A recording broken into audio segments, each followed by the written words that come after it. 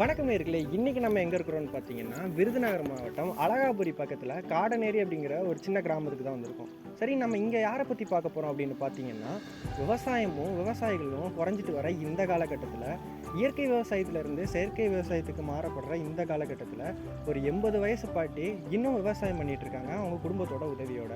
யார் அவங்கள பற்றி தான் இந்த வீடியோவில் நம்ம பார்க்க போகிறோம்.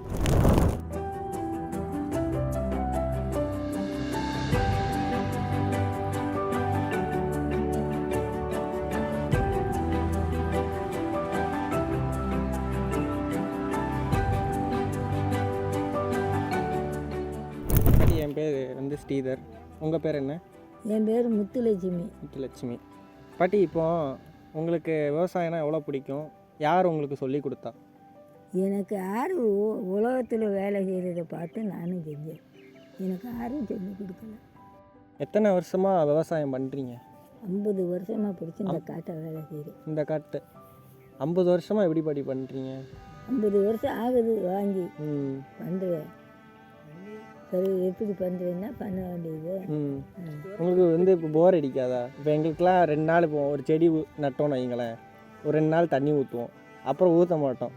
ஏன்னா எங்களுக்கு வேறு வேலை வந்துடும் அப்படின்ட்டு போயிடுவோம். 50 வருஷமாக இந்த காட்டில் அந்த காட்டில் ஒன்றா வேலை செய்ய போகிறோம்.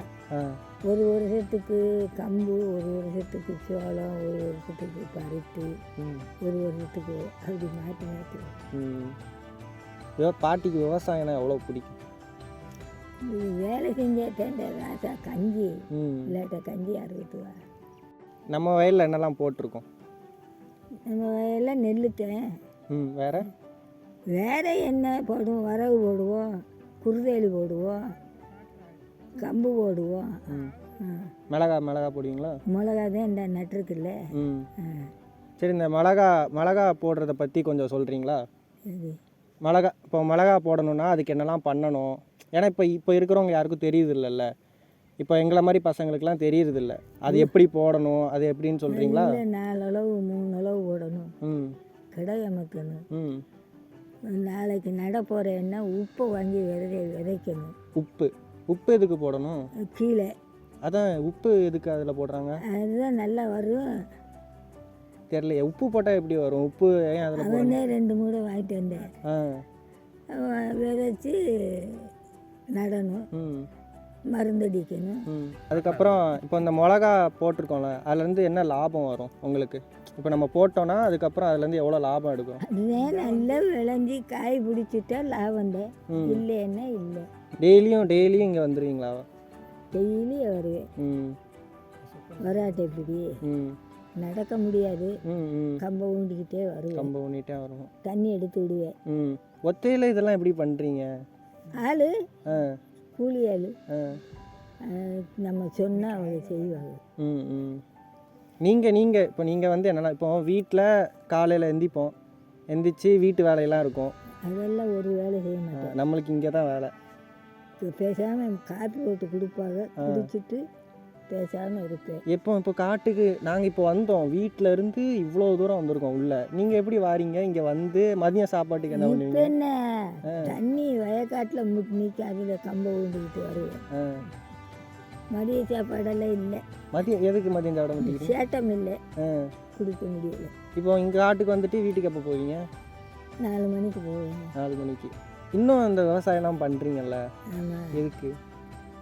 கஞ்சி வேண்டா.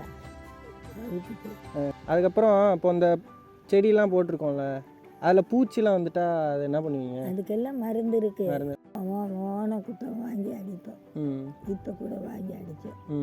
நெல்லுக்கு மருந்து அடித்தாலே போயிடும். இந்த வட்டம் ஒன்றும் இல்லை. இல்லாட்டா காய் சுரக்காய், பீக்கங்க, பூசணிக்காய் அப்படி காய்க்கு. இந்த வட்டம் ஒன்றும் இல்லை. ஏன் இல்லை? என்ன நிலவையோ நடை கொண்டு வந்தேன். இந்த மிளகா செடி நடையை அந்த விதையை அங்கிட்டு போட்டுட்டு 3 நாள் மறந்துட்டேன். பிறகு ஊண்டுனே செடி மினி முளைச்சிருக்கு.